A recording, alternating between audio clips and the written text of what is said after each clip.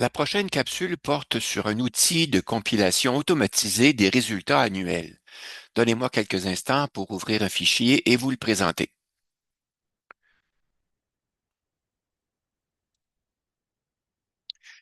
Vous devriez voir à l'écran l'onglet d'accueil d'un fichier de compilation automatisé des résultats annuels qui est destiné aux personnes qui sont des utilisateurs du fichier de suivi des comptes.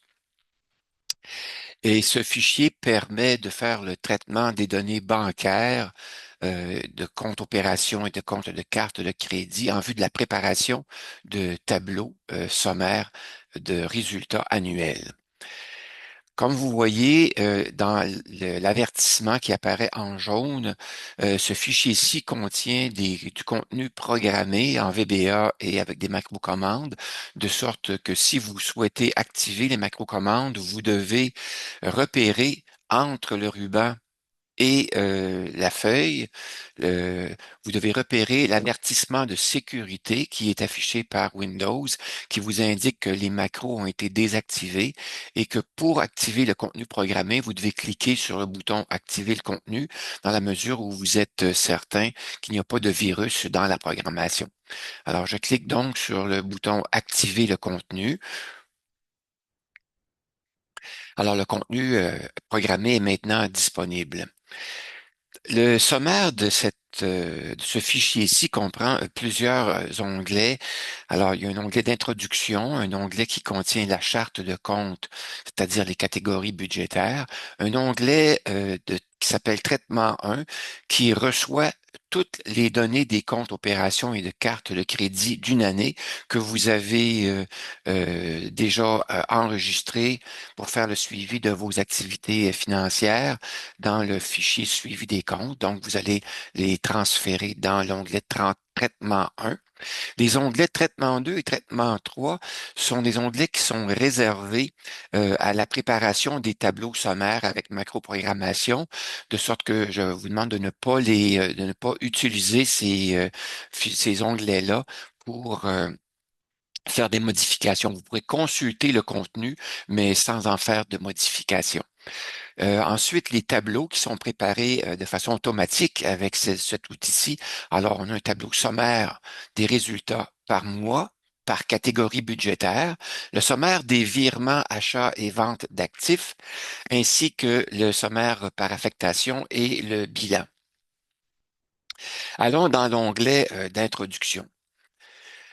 Alors, ce fichier s'adresse aux personnes qui utilisent l'outil suivi des comptes. Il permet de colliger les données bancaires, donc de compte opération et de compte de carte de crédit pour une période donnée, par exemple une année, et il permet de produire automatiquement des tableaux et des graphiques qui facilitent l'analyse de la situation financière. Quelles sont les étapes de production des tableaux? Pour l'état des résultats. Alors, premièrement, il faut copier toutes les données bancaires, donc des comptes opérations et de cartes de crédit d'une année dans l'onglet Traitement 1. Alors, ces données-là proviennent de votre outil suivi des comptes.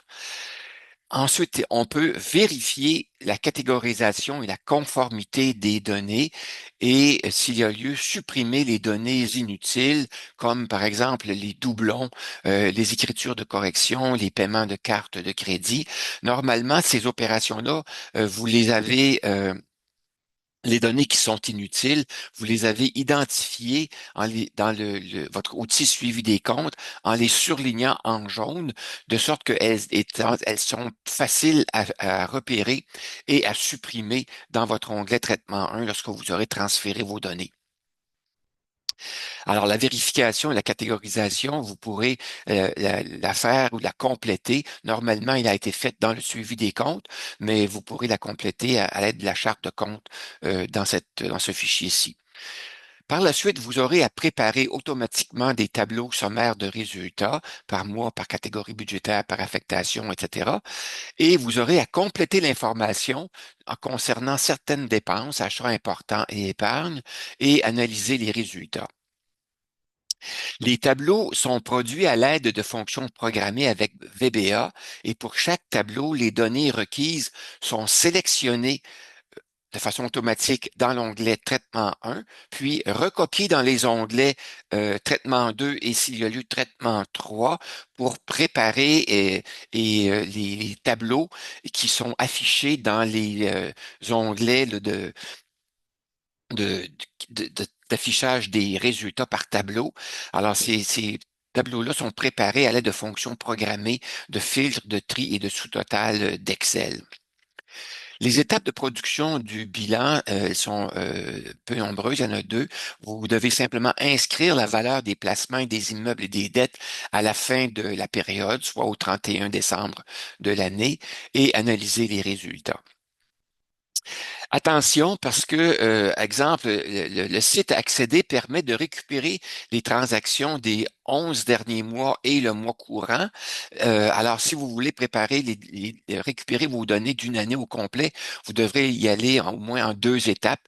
Par exemple, de janvier à juin et ensuite de juillet à décembre pour récupérer toutes vos données d'une année. Ensuite, pour assurer la conformité des résultats, la structure des données, c'est-à-dire les lignes et les colonnes des onglets de traitement et les onglets de production des tableaux, ne doit pas être modifiée parce que les routines programmées vont chercher l'information à certains endroits précis dans ces onglets-là et vont les déposer aussi à des endroits précis. Donc, il ne faut pas modifier la structure de données de ces onglets-là. Enfin, le tableau 5 qui porte sur les virements, les achats et les ventes d'actifs, il est produit avec les codes budgétaires de notre charte de compte, les codes budgétaires 6000 et plus de notre charte de compte, et les autres tableaux sont produits à l'aide des codes budgétaires inférieurs à 7000. À titre d'exemple, la charte de compte, les premières les premiers numéros de compte portent sur les dépenses, ensuite les revenus à partir de 5 000 et à partir de 7 000, on a les virements, 8 000 les achats et 9 000 les ventes. Alors donc, les tableaux en général vont se limiter à produire les informations à partir des dépenses et des revenus, sauf le tableau numéro 5 qui, lui, va produire simplement les éléments qui comportent des virements, des achats et des ventes importantes, des ventes de placement. Alors, allons dans l'onglet Traitement. Non, je vais vous rappeler aussi que dans la charte de compte, vous pouvez identifier des regroupements que vous souhaitez suivre dans vos dépenses. Alors, par exemple, vous pourriez indiquer E si vous voulez suivre vos engagements, c'est-à-dire les revenus et les dépenses fixes. Vous pourriez indiquer un I pour si vous voulez suivre des données qui concernent l'inventaire, C pour le chalet, R rénovation, VB pour voiture de Bernard, VOY pour voyage. Alors, c'est à vous à identifier les codes que vous voulez utiliser pour regrouper de l'information et en faire un suivi à l'aide d'une production d'un tableau particulier sur les éléments que vous voulez suivre. Ensuite, pour l'analyse, ben, vous pouvez identifier pour certaines dépenses les dépenses qui sont plus ou moins prioritaires, donc les dépenses E pour essentiel, O pour optionnel et I pour indéterminé. Et vous pourrez également identifier s'il s'agit d'un besoin habituel, ponctuel ou indéterminé. Alors, à l'aide de codes, tout simplement. Allons dans l'onglet Traitement 1. Dans l'onglet Traitement 1, vous voyez qu'on a des informations générales sur pour vous aider à comprendre ce que fait l'onglet Traitement 1. Et vous voyez que les données commencent à être placées à partir de la ligne 14. Alors, ce sont donc les données à partir de la ligne 14 que vous aurez à remplacer. Donc, vous pourrez effacer les données actuelles qui sont dans cet onglet-ci et les remplacer par vos données de l'année qui vient de se terminer pour que les données soient traitées, que les tableaux soient préparés automatiquement. Alors, vous voyez, comme je vous le disais, si vous pouvez suivre certaines dépenses à l'aide de la colonne affectation, vous pourrez indiquer, par exemple, un E pour suivre vos engagements, donc toutes les dépenses qui sont des engagements, les dépenses fixes, également les revenus fixes. Vous pourrez donc les suivre et en faire la préparation d'un tableau qui va vous permettre de voir la somme de vos engagements, donc la somme des dépenses fixes et des revenus fixes. Alors, c'est une façon de faire un suivi en notant les items que vous voulez suivre particulièrement dans votre analyse financière. Les onglets traitement 2 et traitement 3 ressemblent à l'onglet traitement 1. Il y a la même structure, cependant, ils sont réservés là, à la macroprogrammation, donc vous pourrez les utiliser pour consulter l'information, mais ne pas modifier ces informations-là. Si on va dans l'onglet par mois, dans l'onglet par mois permet de préparer automatiquement un tableau, le tableau des revenus et des dépenses par mois, donc des catégories qui comprennent les dépenses et les revenus là, jusqu'à 6 000, de l'école budgétaire de 900 à 6 900. Et le mode d'emploi pour préparer tous les tableaux, c'est à peu près le même, c'est-à-dire vous devez cliquer sur le bouton Préparer le tableau qui est ici et une fois que c'est fait, vous inscrivez les informations dans le tableau, dans les colonnes type de dépenses ici, si vous voulez prendre des notes, autrement dit, pour vous rappeler certaines dépenses particulières qui vont vous aider à analyser des situations particulières. Comme par exemple, ici, on voit que on a acheté une thermopompe en juillet et août, ce qui fait que nos dépenses pour ce mois, le mois de juillet et août sont beaucoup plus importantes que pour les autres mois. Alors, c'est donc ça qui fait en sorte que en ayant relevé des dépenses plus élevées pour un mois, on va être capable de retracer à l'aide de l'onglet Traitement 1, par exemple, aller voir dans le mois en question. Toutes les données sont donc par ordre de date ici. Alors, vous pourrez aller rechercher la date et aller voir qu'est-ce qui se passe dans le mois de juillet et le mois d'août. Ou encore, vous pourrez aller dans l'onglet Traitement 2, voir la même chose, ou l'onglet Traitement 3, qui, lui, va vous permettre de voir d'autres informations. Alors, vous pourrez aller rechercher l'information pour voir qu'est-ce qui en, quelle était la dépense particulière qui a généré une dépense plus grande et pouvoir inscrire l'information à titre de référence pour faire votre analyse. Vous voyez que toutes les colonnes de chiffres qui contiennent ou les cellules qui contiennent des informations grisées, ce sont toutes des informations calculées. Ce sont en général des statistiques qui vont vous aider à analyser les informations. Alors, vous pourrez donc analyser le total, la moyenne par catégorie, ici la moyenne par mois, moyenne mensuelle, donc la moyenne de vos revenus, moyenne de vos dépenses et la proportion de vos revenus, de vos dépenses par rapport à vos revenus et l'écart. Alors, ça va vous permettre d'analyser plus facilement les choses et vous voyez qu'il y a aussi des graphiques qui peuvent vous aider aussi à faire l'analyse. Alors, la façon de faire pour procéder à la préparation du tableau, alors, à chaque fois que vous cliquez sur le bouton Préparer le tableau, quel que soit l'onglet, il y a une routine programmée qui efface les données qui étaient là antérieurement et qui efface aussi les données dans les onglets Traitement 2 et Traitement 3 pour préparer le nouveau tableau que vous demandez. Une fois que c'est fait, ben là, vous allez voir que la préparation se fait très rapidement. Alors voilà, le tableau a été repréparé et les onglets sont maintenant refaits. Donc les traitements 2, traitement 2, vous voyez qu'on a maintenant un total, un sous-total par mois, donc le 1 à 12, ce qui nous permet de repérer dans le sous-total numéro 7 pour le mois de juillet un montant beaucoup plus élevé. Alors on pourrait aller ouvrir le bouton plus du mois de juillet pour voir à quoi correspond cette dépense de 8 000 du mois de juillet. Donc, dans le mois de juillet, on a plusieurs dépenses ici et on voit ici que la thermopompe, on a acheté une thermopompe au montant de 6 800 ici, donc, ce qui nous permet d'aller inscrire dans le tableau ici la thermopompe 6 800 au mois de juillet et on avait fait un premier versement, un acompte dans le mois de juin. Alors, vous voyez que ça permet de faire une analyse. Donc, on a fait des achats importants cette année-là pour 7 400 et nos dépenses courantes mensuelles.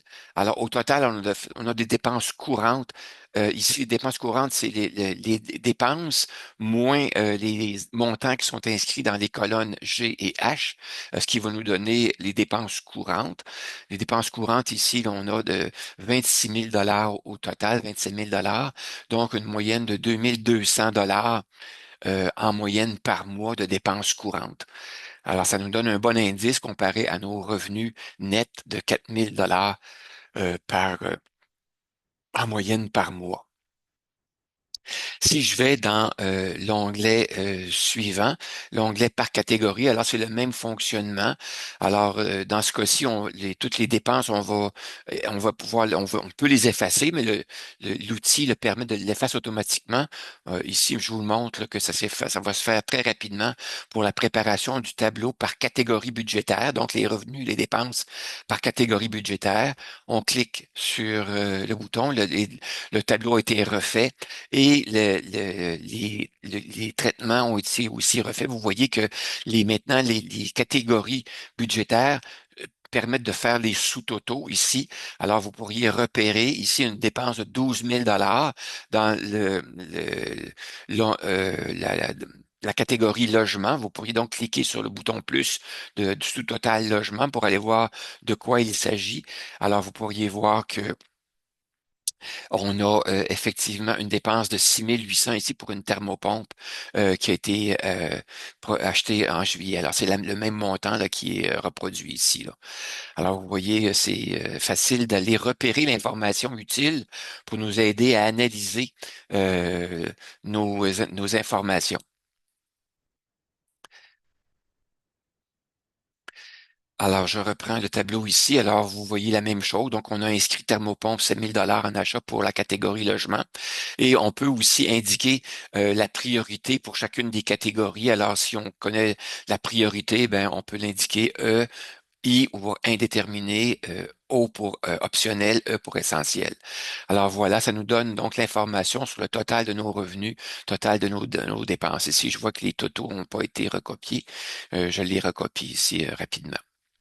Alors, on a un graphique également qui nous permet de faire l'analyse et un autre tableau qui nous permet de regrouper les dépenses, les revenus versus les dépenses essentielles versus optionnelles versus indéterminées pour en voir la proportion ici et voir que nos dépenses optionnelles représentent 12% de nos revenus bruts. Donc, ça nous donne une indication sur la marge de manœuvre que l'on a si on souhaite réduire notre train de vie, le cas échéant, ben, on sait qu'on a une marge de manœuvre de 12% sur les dépenses optionnelles. Et on a ici un graphique qui permet de voir la chose et un autre tableau pour voir les revenus comparés aux dépenses courantes versus les achats importants et l'épargne. Alors voilà, ce sont les éléments là, qui sont donnés dans les éléments pour vous aider à faire l'analyse de votre situation financière.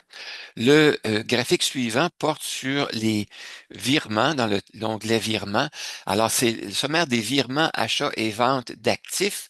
Alors, on voit qu'on a eu un total d'achat d'actifs de 10 000 qui correspond à l'achat d'un REER ou un transfert de fonds là, pour aller acheter un REER et un CELI cette année-là. Alors, c'est la même chose, on clique sur le bouton et la préparation va se faire en une seconde, tout simplement.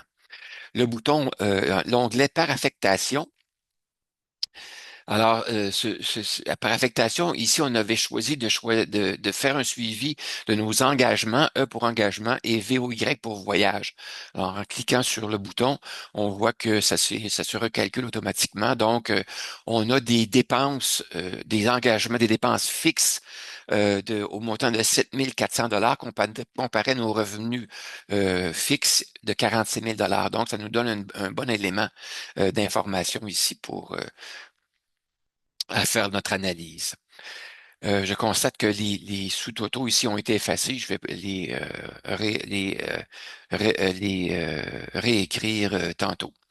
Ensuite, le bilan. Le bilan, lui, dans le bilan, on inscrit la valeur des actifs et des dettes au 31 décembre. Alors, il s'agit simplement d'inscrire dans la colonne C la valeur de chacun des placements que l'on a, des types de placements par compte, et la même chose pour les biens immobiliers, la même chose pour les prêts que l'on a. En inscrivant le total dans la colonne C, les sous-totaux vont se calculer pour les placements, les biens immobiliers, les dettes, et ça va nous donner l'avoir net total avec une répartition en pourcentage de chacune de ces catégories-là. Alors voilà, c'est le fichier de compilation automatisée des revenus et des dépenses avec le suivi des comptes.